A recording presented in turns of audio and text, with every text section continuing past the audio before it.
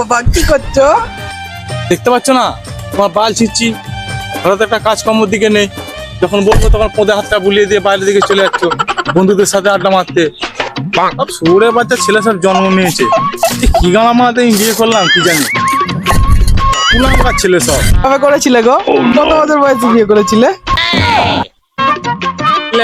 তার ছেলে কোথায়, কেন জেনে কি করবি? বলো না বাবা, বাবা বলো না, রেগে যাচ্ছে কেন বাবা? ও বাবা বলো। ওই তখন কথা হবে, 20 বছর বয়স হবে, তোমার মতন হালকা বয়সে কুরকুরানি উঠেছিল, তোমার মতন একটা কুলাঙ্গার ছেলেকে জন্ম দিয়েছি আমি। তাহলে একটা কাজেও লাগে না, একটা হোমও লাগে না, একটা যোগ্যও লাগে না, তোমার মতন ছেলে কি করতে জন্ম দিয়েছে কি জানি। বাবা তাহলে একটা কথা বলবো, আমার কথাটা রাখবে? শোনো না। বলে ফেলুন।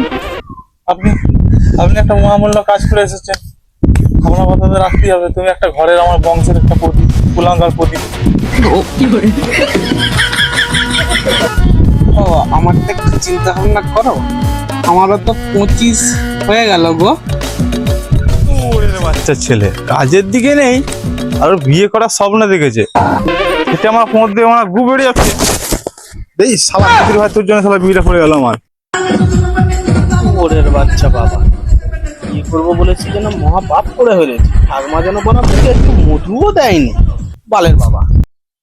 পুরে বাচ্চা, তোকে বিয়ে দেবো না বলে শালা তুই এরকম করে না, খাদু শালা তুই ছেলে ভোগে। ওরা কেন? হ্যালো